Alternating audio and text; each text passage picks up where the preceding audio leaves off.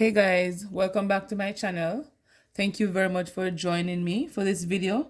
I am basically doing a requested video for grouping of like terms and simplifying them through addition or subtraction. And I think I have a multiplication here. So let's get into it. So the first question, guys, asks us to simplify the following: 3a cubed minus 2a plus 4a squared minus 14, and that's one set. Our one group. In parentheses, we have plus 5a plus 6 plus 5a to the third power.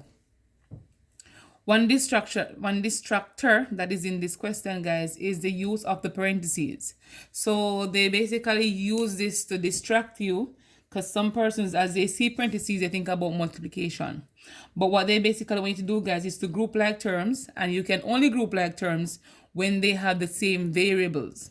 All right, so what I'm going to be doing is I'm going to be rewriting what they gave us without the parentheses, because since as they're adding, the parentheses are not very useful here. Okay, it's just a distractor, and you have to know this, else you would go ahead and do your multiplication, which would be incorrect. So right here, guys, we see we have a cube as a variable here. So in order for us to group this a cube, we need to find the next term or another term that has a cube on it. It doesn't matter the coefficient, which is the 3 that is in front of it. We look at the variable. So we have a cube here. I'm gonna put an asterisk above it. So that's a cube. And we see another a cube on this side. All right, so right here we can group those a cube. The next thing we have, or the next term, is a negative 2a. So we pay attention to the variable. So the a here, we need to find another one that has a with it, and that's the 5a right there. All right, so those two get sticks. Next we have the 4a square. There are no more 4a square here, so we have to leave this, and it stands on its own. What we have next are constants, and these are numbers that stand on their own. And we have a negative 14, we have a positive 6. So from this, guys, we can go ahead and we can group like terms. So we can group the 3a square, and we can group the negative 5a cube. No, 3a cube, my bad, and the negative 5a cube. One more thing to know, guys, is that when you're grouping terms, you have to take the sign that comes in front of the term. So I'm taking this 5a, I must take the sign that comes in front of it, which is a negative sign. And I did it right here. So for that part, I have a negative, and I have a negative 2a cube for my answer. I'm not going to group all the a's. So I'm going to take the negative 2a, because you can see right here a negative sign is in front of the a, the 2a. So negative 2a plus 5a. And right here we see we have 3a for our answer. Okay, the next one we have is the 4a square. That cannot be grouped, so I'm going to leave that on its own.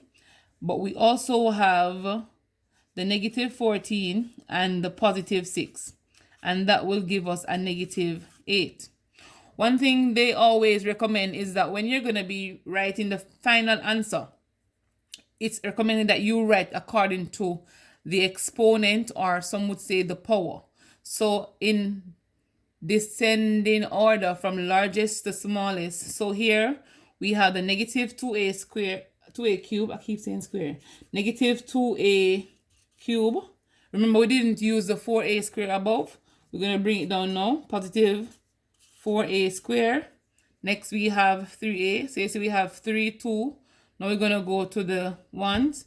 So we know that 3a by itself means 3a to the first power. So it's going to be a positive 3a. Then we have our negative 8. So this will be our final answer, which is at A in this section. I hope that part was easy for you. If not, feel free to pause the video and you'll see the step that I did step by step.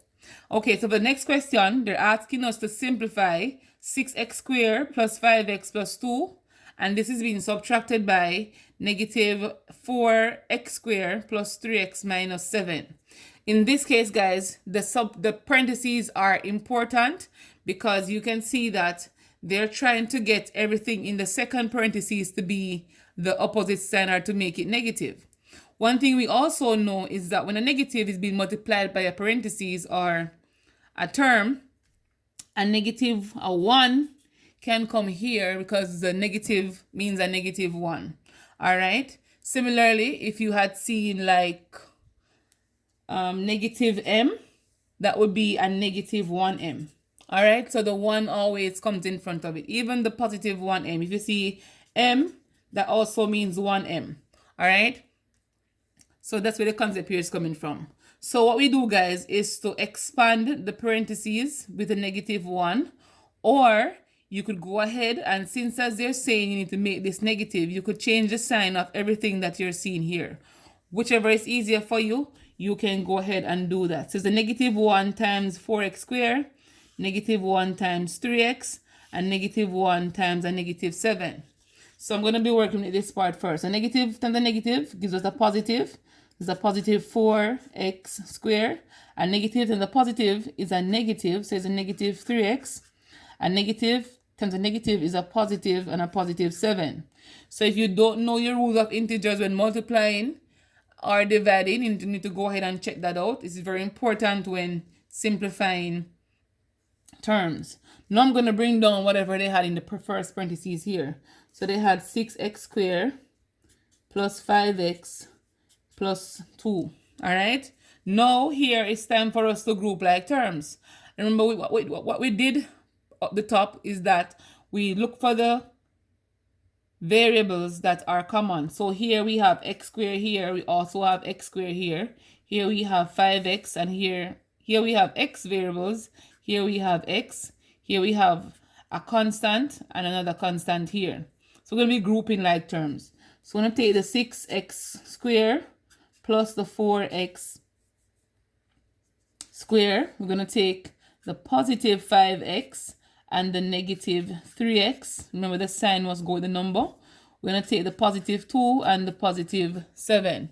All right, there we go. So 6 plus 4, that's 10. We're going to rewrite the variables. So one more thing, guys. When you're going to be working, I think I just said it before, but I'm going to say it now. When you're working with like terms, you basically operate on the coefficients, and that's the number in front of the variable, and you just basically write back the variable.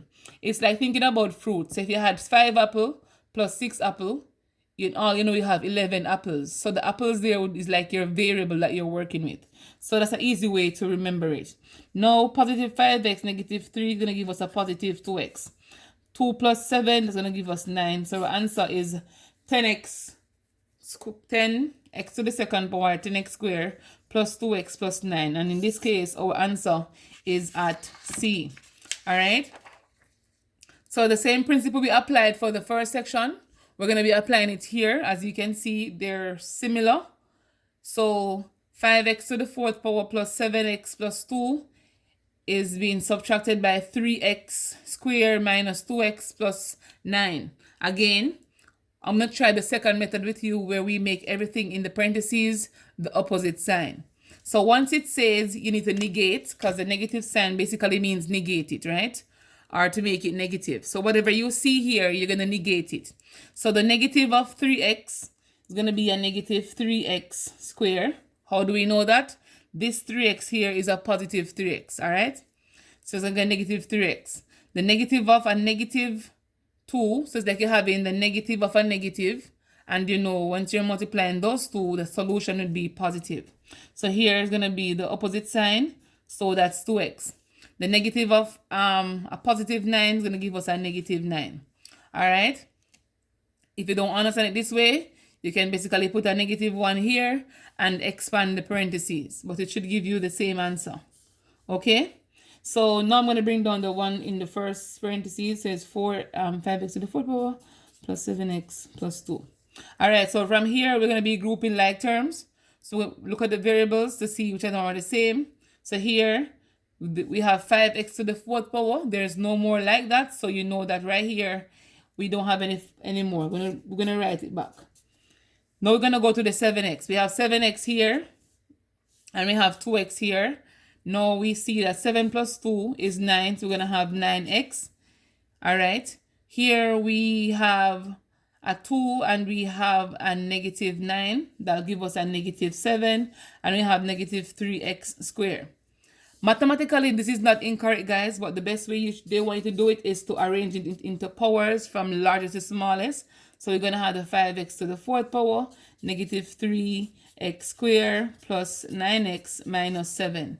So these two are actually the same thing. I just went ahead and I rearranged them. But if you had the first one, the teacher could never give it to you incorrect. Let's go to the next question. Here, I have to simplify this expression. It's basically saying 4x squared plus 9x plus 1 plus 2x squared plus 7x plus 13. As I was saying to you guys, once you see a plus sign between the two parentheses, that means the parentheses are not really important. You can go ahead and you can cancel them out. All right, so from this, we're going to be grouping like terms. So we're going to be grouping the 4x squares. All right, we're going to be grouping the x variables, and we also need the constants. So let's go. So 4x squared plus 2x squared plus 9x plus 7x plus 1 plus 13. Then it'll give us 14, a positive 14, 9 and 7, that is 16, so that's a 16x. And 4 plus 2, that's 6, and you rewrite the variable that comes with it. All right, so they can be given simple like terms like the last one here to do, where it says 3x squared minus 4x minus 2x minus 5x. So these are basically negative numbers, all right, or negative terms. So you basically do the same thing, guys. You're going to be grouping all the x squares, and you're going to be grouping all the x's. So negative 3, not negative 3, so it's 3x squared minus 2x squared, and negative 4x minus 5x. From this, guys, we can see that we can add the coefficients and keep the variables. So 3 subtract 2. In this case, going to be a 1x squared. Or you can just leave the 1 and just say x squared. Negative 4, negative 5 will give us a negative 9. Remember, we're adding here, so we wouldn't be having a positive solution. All right? So negative 4, negative 5 will give us a negative 9x. If you want to know how I got the negative 9, you can draw your negative positive chart. I'm going to do that quickly here for you. So we have a negative 4 and we have a negative 5. So you can see it's under the negative region. So when you add them two, you will get 9, and this 9 is a negative 9. So that's how we get this one here. So you can see that, guys, at the last part here, we cannot go any further because these two are considered to be unlike terms. And unlike terms cannot be added or subtracted. So thank you very much for watching. Remember to like, share, comment, subscribe. Leave a question, leave a comment. If you have any suggestions or if you have any requests, please to make them, and I'll be happy to make the video for you. And I'll see you on the next one.